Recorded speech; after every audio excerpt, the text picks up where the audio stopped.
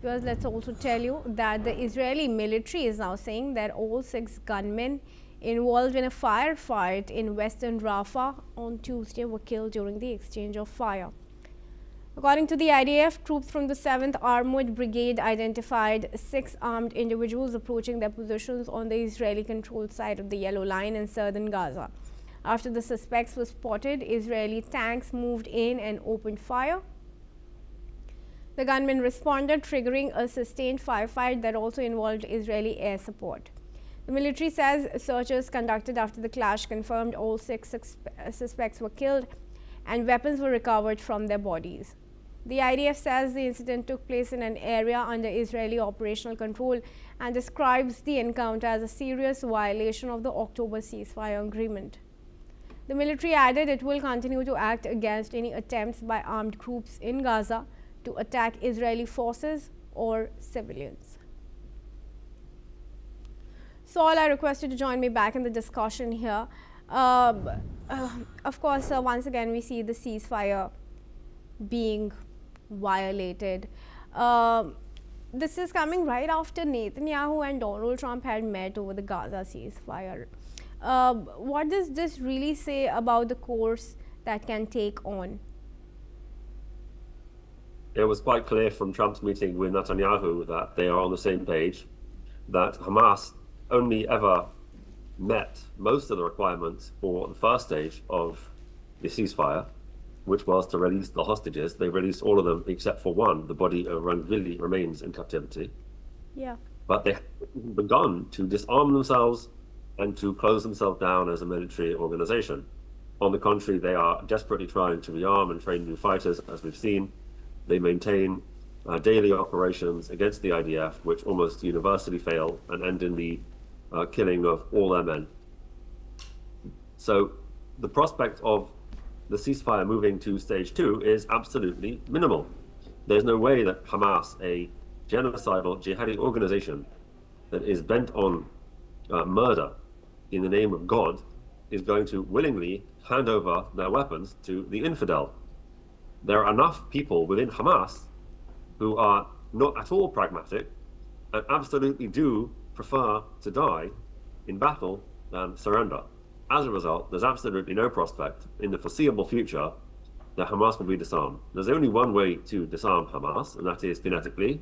People need to go in and fight them.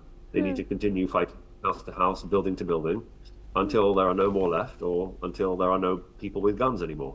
The prospect of happening is very low, because Israel is currently quite satisfied with having Hamas still controlling 40% of Gaza, including the entire population, across a demarcated line, because Israel's only concerned that Hamas can't attack their population.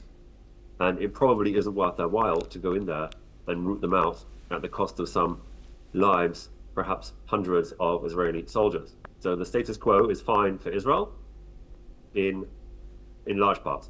And at the same time, if Israel isn't sufficiently motivated to get rid of Hamas, I can assure you there's no one else in the world, not the Turks, not the Saudis, nobody, not the Pakistanis who have been talking about going in as a peacekeeping force, nobody is going to bleed to fight Hamas if Israel won't.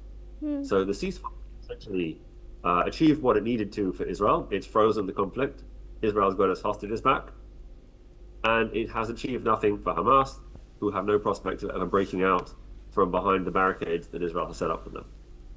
What about countries like Qatar that unconspicuously back groups like Hamas? What kind of action should be, mulled, and why has that action not come as of now?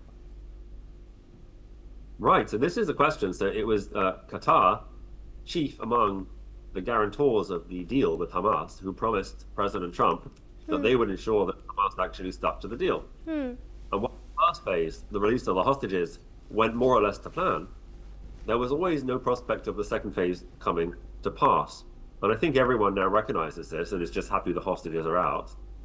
Qatar essentially made promises that they could not keep. And my guess is they will pay a diplomatic price for that with the system. Okay, Saul, thanks very much then for joining me in this discussion. And with that, viewers, we are going to proceed.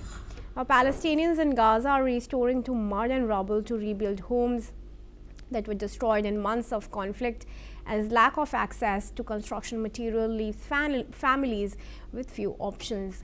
Men in Khan Yunus are mixing mud and water and stack stones salvaged from bombed out houses to rebuild parts of their homes. Some Palestinians have responded. Let's listen in what they had to say. الناس طينة للناس ببنوها بنا دورهم انهدت بودي لهم طينة عشان يبنوها زي ما انت شايف. وعد اول مرة نشتغل الشغلانة هذه، بس في الحرب اشتغلناها. وحد سعرها يعني 50 شيكل زي ما انت شايف. بنتعب في طينة مش رمل. يخلي الناس تلجأ بالطينة لأن لا يوجد كرفانات في قطاع غزة، لأن إسرائيل منعت دخول الكرفانات والزينجو وما شابه ذلك والخشب والرأس محمد، والناس لجأت تلم الأحجار من بيوت المدمرة وتجيب طينة وتبني فيه عشان هذاك، علشان تحمي نفسها من البرد ومن الصيف. كنا طبعا قاعدين في خيام، وانا الى خاطب تقريبا سنه وشهر، فإلى فتره بحاول ان انا اجمع حق خيمه، ما كنتش ان انا اشتري خيمه بسبب غلاء الخيم، وصل اسعارها يعني فوق ال 2000 و 2500 شيكل. فقلت انا اجي اصلح بيتنا واقعد فيه بالطينه. جمعت احجار من حوالينا، من الردم، من الدور المقصوفه، جمعت احجار مكسوره، جمعت طينه شويه شويه، بديت اضبط في البيت. All right, and moving ahead, 2 people have died in